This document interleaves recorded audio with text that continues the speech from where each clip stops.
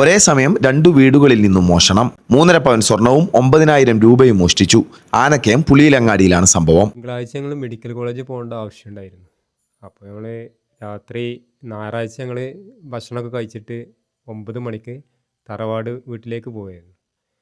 പിന്നെ പുലർച്ചെ എണീറ്റ് അവിടുന്ന് പോരലാണ്. 4 മണിക്ക് പോന്ന് ഇവിടുന്ന് ഡ്രസ്സൊക്കെ ചെയ്യുന്നതിൻ്റെ ഇവിടുന്ന് ക്യാഷും ഫയലുകളൊക്കെ എടുത്ത് മെഡിക്കൽ കോളേജിൽ പോകാൻ വേണ്ടി ഇറങ്ങിയപ്പോൾ 4:30 സമയത്ത് ഇവിടെ എത്തിയപ്പോൾ ഡോറ് പൊളിച്ച് കിടക്കുന്നത് കണ്ട്. ഡോറ് തള്ളിയപ്പോൾ അങ്ങനെ പോകും.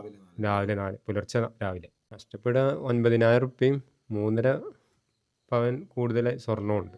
3.5 പവൻ. ശനിയാഴ്ച കല്യാണത്തിന് പോകുന്നത്. നിങ്ങൾ പിറ്റേന്ന് ഞായറാഴ്ച 4 മണി വരെ അപ്പം നിങ്ങൾ കളിയും കൂടെ ഉണ്ട് വീട്ടിലുണ്ട്.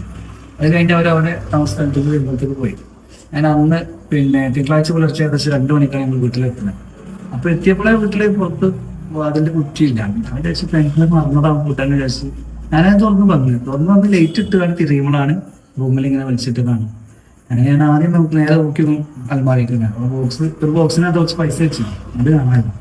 അപ്പൊ ഞാൻ ആ പെട്ടി കാണാത്തോണ്ട് പിന്നെ ഇപ്പുറത്തൊന്നും പോയി. ഇവിടെ അൽമാറുണ്ട്, അവിടെ അതും വലിച്ചു വരട്ടിരുന്നു. ഉണ്ടായിരുന്നു. പോലീസുകാർ വന്ന് ഇവിടെ നോക്കിയിട്ട് പിന്നെ സെർച്ച് ചെയ്താണ് പോയി. നാളെ സ്റ്റേഷനിൽ നിന്നാണ് പോയി. പിന്നെ പിറ്റേന്ന് ഞങ്ങൾ ചെന്നാണ്ട് പരാതി എഴുതി കൊടുത്തു. വീടിന്റെ പിൻവാതിലിലൂടെ അകത്തു കടന്ന് അലമാരയിൽ സൂക്ഷിച്ച ആഭരണങ്ങളും പണവും കവർന്നെടുക്കുകയാണുണ്ടായത്. നെച്ചിക്കാട്ട് മുനീറിന്റെയും 500 മീറ്റർ മാറി പുളിയിലങ്ങാടി ജുനൈസിന്റെയും വീടുകളിൽ ഞായറാഴ്ച രാത്രി 11 മണിയോടെയാണ് കവർച്ച നടന്നത്. ആനക്കയത്തു നിന്നും 93 കേരള.